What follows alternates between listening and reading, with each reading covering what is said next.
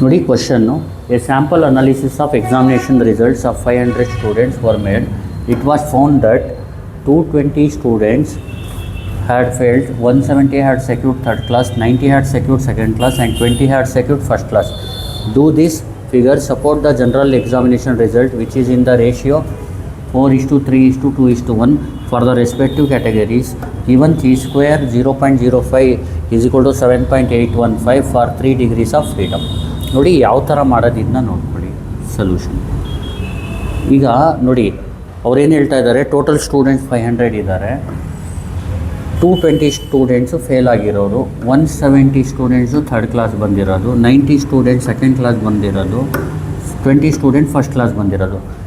ಇದು general examination results ಯಾವ ಫಾರ್ಮಲ್ಲಿ ಇರುತ್ತೆ ಅಂದರೆ 4:3:2:1. ಅಂದರೆ ಈಗ ನೋಡಿ ಟೋಟಲ್ಲು 4 + 3 7, 7 + 2 9, 9 + 1 10. ಅಂದರೆ 4 ಔಟ್ ಆಫ್ 10 ಸ್ಟೂಡೆಂಟ್ಸ್ ಫೇಲ್ ಆಗಿರ್ತಾರೆ, 3 out of 10 students third class ಇರ್ತಾರೆ, 2 out of 10 students second class ಇರ್ತಾರೆ, 1 out of 10 student first class ಇರ್ತಾರೆ. ಈ ಥರ ಪ್ಯಾಟರ್ನಲ್ಲಿ ಬಂದಿದೆಯಾ ಇಲ್ವಾ ಅಂತ ಚೆಕ್ ಮಾಡಿ ಅಂತ ಹೇಳಿದ್ದಾರೆ. ನೋಡಿ ಇದನ್ನ ಮಾಡೋದು ಯಾವ ಥರ ಅಂದರೆ, ಫಸ್ಟು ಎಕ್ಸ್ಪೆಕ್ಟೆಡ್ ಫ್ರೀಕ್ವೆನ್ಸೀಸ್ನ ಬರ್ಕೊಳ್ಳಿ.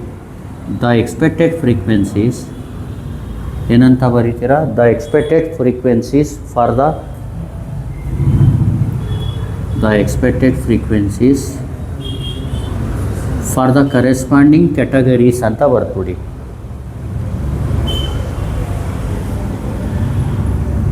ಕರೆಸ್ಪಾಂಡಿಂಗ್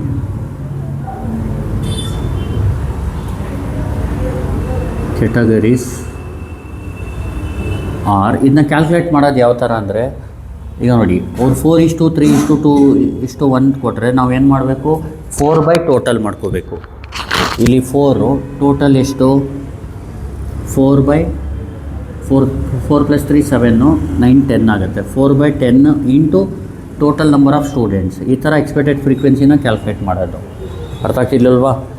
4/10 ಇಂಟು 500 4/10 ಇಂಟು ನೆಕ್ಸ್ಟು ಬರೋದು 3/10 ಇಂಟು 500 2/10 ಇಂಟು 500. ಅಂದರೆ ಇಂಡಿವಿಜುವಲ್ ರೇಷಿಯೋ ಏನಿದೆ ಅದು divide by total sum of, ಇದನ್ನ ಸಮ್ ಮಾಡಿದ್ರೆ ಏನು ಬರುತ್ತೆ, into total number of students. 4/10 into 500, 3/10 into 500, 2/10 into 500. ಆಮೇಲೆ ಇಂಡಿವಿಜುವಲ್ ಪಾರ್ಟ್ ತೊಗೋಬೇಕು ರೇಷಿಯೋದು, divide by total part into total number of students. ಆಮೇಲೆ ಆ್ಯಂಡ್ 1/10 ಇಂಟು 500. ಇದೆಷ್ಟಾಗುತ್ತೆ ರೆಸ್ಪೆಕ್ಟಿವ್ಲಿ. ಆರ್ ಇದನ್ನ ಕ್ಯಾಲ್ಸಿಲ್ ಮಾಡಿದ್ರೆ ಏನು ಬರುತ್ತೆ, 4/10 ಇಂಟು 500 ಅಂದರೆ ಏನು, 4/10 ಇಂಟು 500 ಎಷ್ಟು ಬರುತ್ತೆ, 200. ಆಮೇಲೆ 3/10 150, 200 150, 2/10 100, ಆಮೇಲೆ 1/10 50. ಅಂದರೆ 200 150 100 50 ಬರುತ್ತೆ. ಆರ್ 200, 150, 100, 50 ಆ್ಯಂಡ್ 50 ಅಂತ ಬರ್ಬೋದು, ರೆಸ್ಪೆಕ್ಟಿವ್ಲಿ ಅಂತ ಬರ್ಬೋದು. ಈ ಥರ ಬರೆದ್ಬಿಟ್ಟು ಇದು EI ಆಗುತ್ತೆ. ಈಗ ವಿ ಹ್ಯಾವ್ OI ಮತ್ತು EIನ ಬರ್ಕೊಬಿಡಿ. ಇನ್ನೊಂದು ಸತಿ ಹೇಳ್ತೀನಿ ನೋಡಿ, the expected frequency for the corresponding categories are ಅಂತ ಬರೆದು 4/10 ಇಂಟು 500, 3/10 ಇಂಟು 500, 2/10 ಇಂಟು 500, 1/10 ಇಂಟು 500 ಬರೆದ್ಬಿಟ್ಟು 200 150 100 50 ರೆಸ್ಪೆಕ್ಟಿವ್ಲಿ ಅಂತ ಬರ್ಕೊಳ್ಳಿ. ವಿ ಹ್ಯಾವ್ OI ಏನು, ಫಸ್ಟ್ ಎಷ್ಟು 220, ಇದು ಅಬ್ಸರ್ವ್ಡು, ಇದು 70 ಆ್ಯಕ್ಚುಯಲ್ಲು ಅಬ್ಸರ್ವ್ಡ್, ಆ ಥರ ತಗೊಳ್ಳಿ. 90 ಆಮೇಲೆ 20. ಅರ್ಥ ಆಗ್ತಿದೆಯಲ್ವಾ? ಇದು ಅಬ್ಸರ್ವ್ಡ್ ಬಂದಿರೋದು ಏನು, 200 220 170 90 20. ಎಕ್ಸ್ಪೆಕ್ಟೆಡ್ ಇರೋದೆಷ್ಟು, 200 150 100 50. ನೋಡಿ ಇದು ಅಬ್ಸರ್ಡ್ ಇದೆಯಲ್ಲ, ಇದಕ್ಕೆ ಇ ಐಗೆ ಅಂದರೆ ಎಕ್ಸ್ಪೆಕ್ಟೆಡ್ಗೆ ಮ್ಯಾಚ್ ಆಗ್ತಾ ಇದೆಯಾ ಇಲ್ವೋ ಅಂತ ಚೆಕ್ ಮಾಡೋದು ಯಾವ ಥರ, ಚಿ ಸ್ಕ್ವೇರಿಂದ. ಅಬ್ಸರ್ಡ್ ಫ್ರೀಕ್ವೆನ್ಸಿನ ಎಕ್ಸ್ಪೆಕ್ಟೆಡ್ ಫ್ರೀಕ್ವೆನ್ಸಿನ ಕಂಪೇರ್ ಮಾಡೋದು ಚಿ ಸ್ಕ್ವೇರಿಂದ. ಅದಕ್ಕೆ ಫಾರ್ಮುಲಾ ಬಂದು chi square is equal to summation of O I minus E I whole square divided by E I. ಅರ್ಥ ಆಗ್ತಿದೆಯಲ್ವಾ? ಈಗ ಮಾಡೋಣ ಪ್ರತಿಯೊಂದು. Chi square is equal to O I ಎಷ್ಟು, 220 minus 200 whole square by 200 plus next 170 minus 150 whole square by 150 plus next 90 minus 100 hole square by 100 plus next 20 minus 50 hole square by 50. ನೋಡಿ, ಇದನ್ನ ಕ್ಯಾಲ್ಸಿಲ್ ಮಾಡ್ಕೊಳ್ಳೋಣ, ಏನು ಬರುತ್ತೆ ನೋಡೋಣ answer.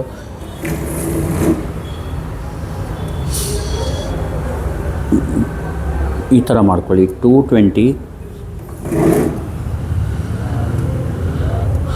220 minus 200 whole square by 200 plus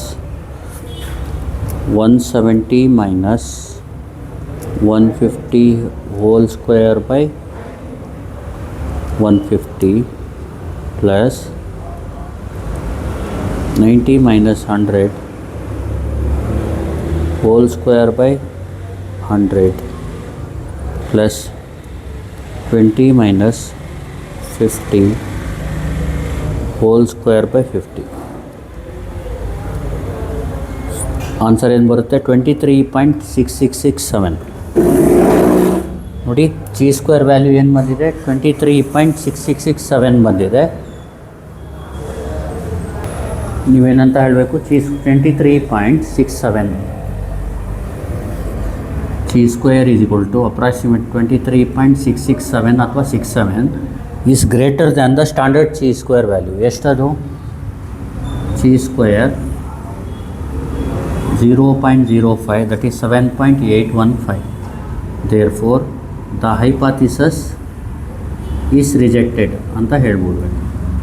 The hypothesis is rejected. ಅಂದರೆ ಈ ಏನು observed frequency ಇದೆ, ಏನು ಬಂದಿದೆ, ಅದು ಜನರಲ್ ಪ್ಯಾಟರ್ನ್ ಫಾಲೋ ಮಾಡ್ತಾ ಇಲ್ಲ ಅಂತ ಹೇಳ್ಬಿಡ್ಬೇಕು. ದ ಗಿವನ್ ಡೇಟಾ, ಲಾಸ್ಟಲ್ಲಿ ಕನ್ಕ್ಲೂಷನ್ ಬರ್ಬಿಡಿ. The given data do not follow general examination result ಅಂತ ಬರ್ಬಿಡಿ. Do not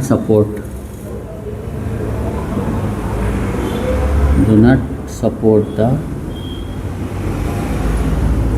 general examination results. General examination result in the ratio 4:3:2:1. ಈ ಥರ ಬರ್ದ್ಬಿಡಿ ಸಾಕು. ಇನ್ನೊಂದು ಸತಿ ಹೇಳ್ಬಿಡ್ತೀನಿ ನೋಡಿ. ಕ್ವಶನ್ ಏನು? A sample analysis of examination results of 500 students were made. It was found that 220 students had failed, 170 students had secured third class, 90 students had secured second class, and 20 had secured first class. Do these figures support the general examination result, which is in the ratio 4:3:2:1 for the respective categories ಅಂತ ಕೇಳಿದ್ದಾರೆ.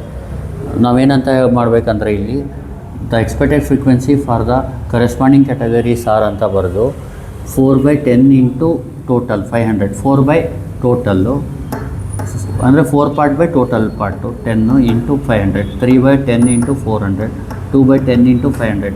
ಇದು answer ಈ ಥರ ಬರುತ್ತೆ. ಇದು ಇದು ಎಕ್ಸ್ಪೆಕ್ಟೆಡು. Absurd ಏನು? 220, 170, 90, 20. ಆಮೇಲೆ ಇದನ್ನ ಚಿ ಸ್ಕ್ವೇರ್ ಫೈಂಡ್ ಮಾಡಿದಾಗ ಇದು ಆನ್ಸರ್ ಏನು ಬರ್ತಾ ಇಲ್ಲ, ಇದು ಆನ್ಸರ್ ಜಾಸ್ತಿ ಬರ್ತಾ ಇದೆ ಕಂಪೇರ್ ಟು 7.815. ಅಂದರೆ ಇದು ಜನರಲ್ ಎಕ್ಸಾಮಿನೇಷನ್ ರಿಸಲ್ಟ್ಸ್ಗೆ ಫಾಲೋ ಆಗ್ತಾ ಇಲ್ಲ ಅಂತ ಹೇಳ್ಬೋದು result. Thank you. Please like, share.